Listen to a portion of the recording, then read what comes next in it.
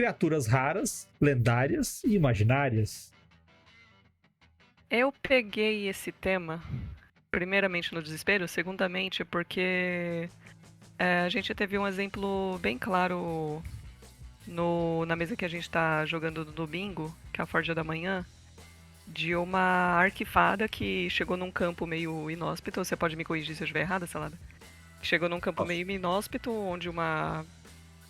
Não é bem tribo, mas pessoas viviam ali. Então apareceu essa arquifada se intitulando Mãe dos Campos e deixou tudo verde, tudo bonito, tudo encheu a barriga do povo de comida. Ela começou a ser venerada como uma deusa. Mas a gente teve que ir lá dar um sarrafo nela porque o que ela estava fazendo não era natural e eventualmente ia acabar tendo consequências pro mundo ou para aquelas pessoas que já estavam começando a virar fanáticas e querendo fazer coisas por ela. Então era uma bola de neve que, pelo menos creio eu, que a gente conseguiu conter logo no começo. Na verdade, o que ela estava fazendo era comunismo e a gente, como capitalista, foi lá podar antes que alastrasse as ideias dela. Infelizmente, né? Mas eu tive que entrar na personagem. E eu pensei com muita força em alguma coisa para usar o Kirin, porque eu acho uma criatura extremamente interessante. E eu vi que no D&D, aonde ela encosta, ela altera. Então, ela decidiu que ia fazer o cantinho dela ali naquela caverna. Porra, em 3, 5 quilômetros em volta daquela caverna, o bioma todo vai mudar. As flores vão ficar mais verdes, mais saudáveis, os animais vão ficar mais fortes. Ele sempre vai buscar algum lugar que ele não cause problemas, ele evita conflitos a todo custo, mas ele, sem querer, só por estar naquele lugar, já causa uma mudança que pode, de novo, virar uma bola de neve para quem vive naquela região. Ou, no caso de você adicionar um pouco mais de plot, pega alguém algum monarca ou qualquer imperador, algum poderoso que tem ali perto, ou Vossa Excelência, tem um Kirin ali perto, o que você quer fazer? Ah, traz ele lá pra mim que eu quero usar de bichinho de estimação, ou eu quero dar um jeito de absorver o poder dele. E o outro... Eu ia comentar mais alguma coisa, mas eu não lembro. Sobre, ainda no tema da arquifada que a gente enfrentou na sessão. A questão de criatura rara, lendária, imaginária, igual o Marcelo falou ali a respeito do ícone que representa a Valeste, que é o unicórnio, ele tem essa função de ser um espelho da bondade de alguém. Porque, por exemplo, a própria lenda do unicórnio, ele só aparece para a mulher virgem, boa, de nobre coração, que vai todos os dias ao bosque colher lenha. Então, ele serve como uma bússola moral também, no próprio sentido de, pô, se esse unicórnio tá andando de boa com essa mina aí, pouco provável que ela seja uma bruxa. É mais fácil que ela seja uma pessoa gente boa. Então, essa própria lenda a respeito da criatura já faz com que ela tenha uma função ali de identificar pessoas boas, etc. Do mesmo jeito, o oposto, que é, por exemplo, no caso do Harry Potter, quando Voldemort se alimenta do sangue do unicórnio para poder ter vida eterna, ou prolongar sua vida, ele está cometendo, sei lá, o ápice do pecado porque ele está destruindo uma das coisas mais boas e belas do mundo. Então essa serve também como a bússola moral, já apontando para o sul, né? Apontando para o lado oposto do que deveria ser o correto. Né? Tipo, não dá para você ficar mais mal do que isso, né? Sim. Eu fiz uma aventura na outra campanha que eu tô narrando pros meninos lá, eles estão enfrentando um demônio muito poderoso, e aí eu já preparei a cena para quando eles encontrarem o demônio, ele vai estar se alimentando de restos de unicórnio. Que é pra deixar claro que não só ele é mal, como ele é forte.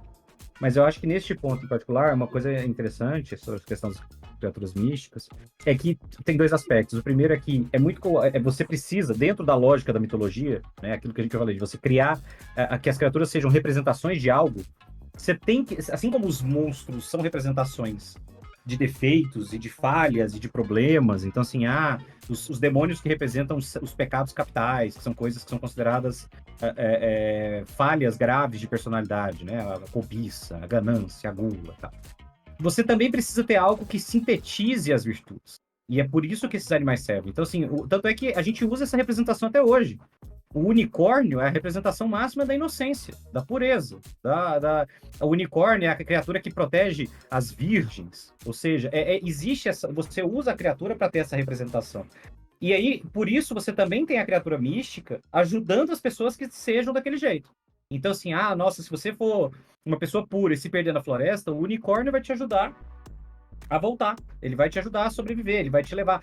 Se você for apenas a pessoa que é nobre, apenas o cavaleiro que é realmente nobre, consegue cavalgar o Pégaso. Então, assim, você usa isso também como uma representação do que você está querendo demonstrar pelo aspecto heróico. E no RPG é legal de fazer isso. Então, se você cria esse lore de que existem Pégasos no cenário, que um Pégasus não é adestrado, um Pégasus aceita servir de montaria para alguém, ou seja, ele julga uma pessoa para isso. E aí você estabelece que existe esse lore e alguém chega um cara montando um Pégaso, você olha e fala, o seu grupo já sabe, esse cara não só é pica, como esse cara é muito mais heróico que todos nós. Que eu tentei chegar no Pégaso e ele mordeu minha mão. Então, assim, esse critério também é relevante, de você usar essa criatura para compor o lore a mística do ambiente. E aí, quanto mais ela for rara, for lendária e for relevante para aquele cenário, melhor você tem para compor o que aquelas pessoas consideram relevante. Que esse é outro ponto. Se as pessoas acham necessário criar na mitologia, no folclore delas, um animal que seja a virtude, a epítome de uma virtude específica. Tipo assim, nossa, o nosso povo valoriza muito você ser humilde. Então você vai lá e cria uma criatura mística que, se você for muito humilde, ele visita a sua casa disfarçado, e aí se você der tudo que você tem pra ele de comida e passar fome pra ser hospitaleiro, no outro dia você acorda e você tem uma cornucópia que vai te dar comida pra sempre. Pô, é legal, cara. E aí você tá mostrando que você valoriza a humildade. Esse é um ponto que você pode usar também. Eu queria me apegar aí ao Imaginárias. O Sarado até começou a pincelar, porque dependendo do seu cenário, dependendo da sua história, a criatura pode não existir fisicamente, mas ela pode ser um ideal, tá? Então é possível você utilizar criaturas imaginárias, tanto que nós vivemos num mundo cheio de folclore, cheio de mitologias e cheio de religiões. E aí você, sozinho, com seus pensamentos, decide o que é o que aí nas suas crenças. Mas você pode utilizar isso aí. O cenário imaterial também faz parte. Criaturas imaginárias também influenciam, como o ideal da pessoa. A pessoa se sente um falcão, a pessoa se sente um tigre, um leão, a pessoa se sente uma divindade, a pessoa se sente seguidor de uma divindade, seguidor de um ser, sabe? Existem todos esses eu esqueci a palavra, mas existem todas essas possibilidades que você pode utilizar para sua história, porque às vezes fala assim, mas pô, o Papo de Mestre só fica falando de D&D e tal. Não, cara, você pode aplicar isso aí para qualquer coisa, para qualquer sistema e para qualquer cenário, porque querendo ou não, Marcelo falou novamente, citando Marcelo de novo, os monstros, as criaturas podem ser representações de um lado do ser humano. Então você tem o orc, que é o ódio, você tem o demônio, que é a frieza, a maldade, o outro que é o diabo, que é o pecado capital. E então você tem várias coisas que são representações.